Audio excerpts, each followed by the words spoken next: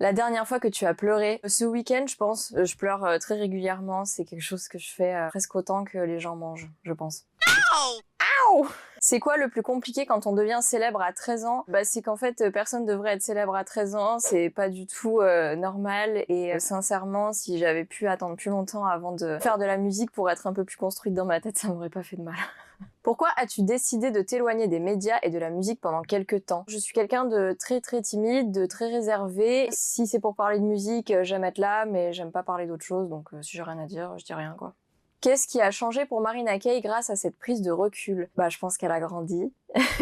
Tu nous chantes un extrait de Heaven Bound, s'il te plaît. So shut the door, dim the light, your body's warm, and it's so cold outside. Take off your clothes, close your eyes. C'est grâce à la rencontre avec ton compagnon que tu as décidé de revenir dans la musique. Non, j'avais déjà écrit Heaven Bound avant de le rencontrer, et puis j'avais déjà comme projet de sortir mon 4e album. En revanche, c'est grâce à lui que j'ai pu terminer mon album, parce que la fin de mon album parle de lui. Il paraît que tu vas bientôt te marier. Félicitations. C'était comment la demande? C'était trop chou, incroyable. Il m'a emmené à Megève. On était dans un de ces trucs là, les bains suédois à 40 degrés. Il y avait la neige qui tombait sur nous. Enfin, c'était magique. Et puis là, il m'a sorti les crins. Et puis voilà quoi, incroyable. Pourquoi as-tu décidé de retourner vivre à Marseille? Parce que c'est là d'où je viens, parce que j'ai senti que j'avais assez passé de temps loin de mes racines, et en plus il se trouve que j'ai rencontré mon fiancé à Marseille, donc tout s'est dégoupillé un petit peu naturellement. L'artiste féminine avec qui tu aimerais faire un duo? Mon idole ça a toujours été Katy Perry, donc soyons fous, on va dire Katy Perry. Le compte Instagram qui t'inspire au quotidien. Il n'y a pas vraiment de compte Instagram qui m'inspire au quotidien. Par contre, je suis une fille sur TikTok qui s'appelle Emily Kaiser. Elle montre juste sa routine de vie. Elle est méga drôle. Je la suis sur TikTok et je l'aime trop. Pour le plaisir, tu nous rechantes un extrait de Homeless, s'il te plaît. In this bed where I rest, I'm homeless. This house I know best, but I'm homeless. And you won't let me go. Il a changé quoi le titre Homeless dans ta vie? Absolument tout, parce que grâce à Homeless, je suis devenue officiellement une chanteuse et j'en ai fait mon métier, donc ce titre a changé toute ma vie. Il va sortir quand ton 4e album? Il va sortir à l'automne si tout va bien, on bosse fort pour que ça arrive. Y aura-t-il des feats dans ce prochain album? Non, c'est moi et encore moi. Tu nous lis un extrait de ta chanson Mauvais rêve, s'il te plaît. Hop, je m'appelle Mathilde et aujourd'hui c'est ma naissance. Je suis prématurée, ça sera ma seule fois en avance. Je sais pas à quoi m'attendre. Est-ce que ma vie va être tendre? Allez, je m'endors pour mon premier rêve. J'aime bien l'intro parce que j'ai fait une petite blague quoi. Prématurée, ça sera ma seule fois en avance et je suis quelqu'un d'un peu en retard. Pourquoi as-tu décidé d'écrire ce titre Mauvais rêve? En fait, je voulais faire une intro sur ce prochain album et je me suis dit que de revenir sur chaque âge de ma vie avec chaque élément marquant, ça pouvait être cool et ça pouvait m'aider à faire un bilan et en vrai ça marche parce que j'ai un peu l'impression d'être en thérapie depuis que c'est sorti. Ça fait du bien et du mal en même temps, donc c'est ce que je cherchais en quelque sorte et j'aime bien les bilans.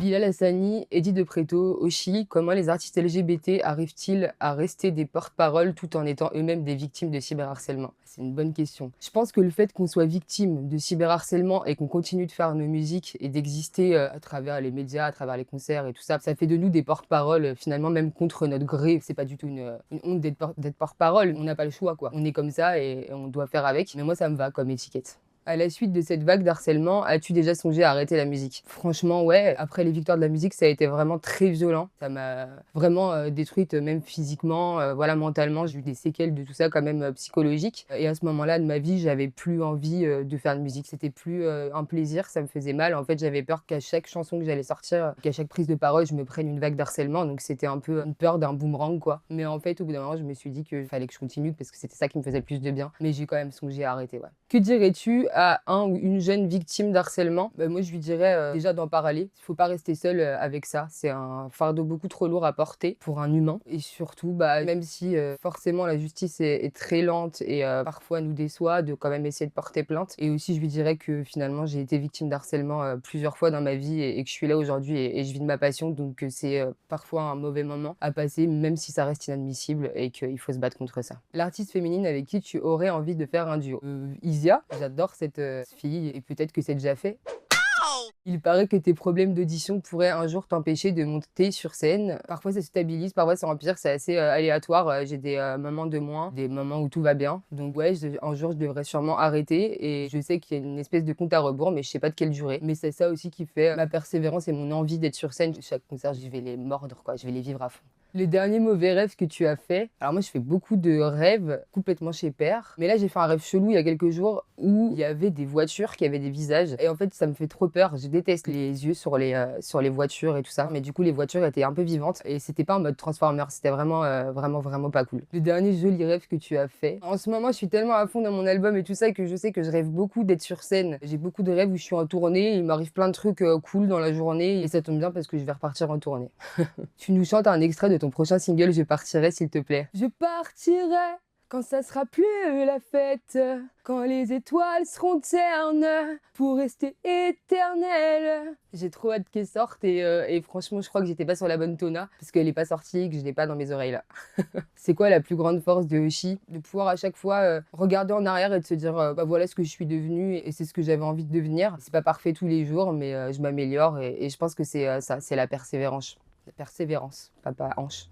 Pourquoi as-tu décidé de te renommer Meryl? Quand j'ai commencé à faire du son, on s'est mis une après-midi à chercher un nom avec ma grande sœur et elle avait une pote qui n'allait jamais à l'école, qui séchait toujours les cours et puis évidemment ça lui a rappelé moi. Donc du coup Meryl, peux-tu nous parler de ton nouvel EP Aux Aurores? C'est le meilleur EP de la terre entière, de la décennie. C'est incroyable.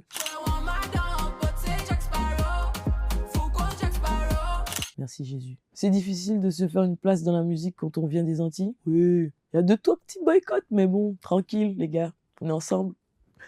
Pourquoi c'est beau la Martinique? On a une histoire forte, les beaux paysages, tout ça, bon, vous connaissez tout ça. Mais c'est surtout qu'on est un beau peuple. On a des défauts, mais on est là, on tient.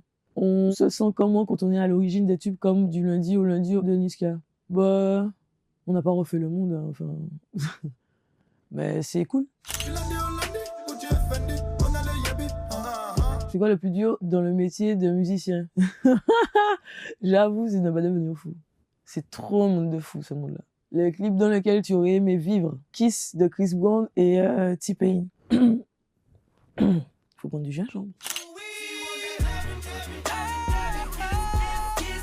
Ce clip-là, je l'ai refait en boucle chez moi. Genre, il est... Enfin, vous connaissez ma passion pour Chris Brown de toutes les façons. Ton Zénith de Paris de 2024, tu le sens comment? Je le sens bien, parce qu'on vient de faire l'Élysée-Montmartre. On l'a rempli et ça s'est bien passé. Je crois qu'on a le meilleur show de France. Franchement, sans mentir, pour être honnête, avec mes musiciens, on est les meilleurs. On a le meilleur show de France, vraiment. Si je ne connais pas Meryl, quel son je dois absolument aller streamer en premier? Coca-Cola Mentos. Coca-Cola Mentos, ta main sur mon cœur, il explose. Oh, oh, oh, oh. C'est quoi le goal ultime pour Meryl? Franchement, être riche, avoir une maison tout près de la mer, sans respect des 50 ou 80 pas géométriques, là, je sais pas comment on dit ça. Genre une vie de frère, de donne, de... Voilà. Bisous.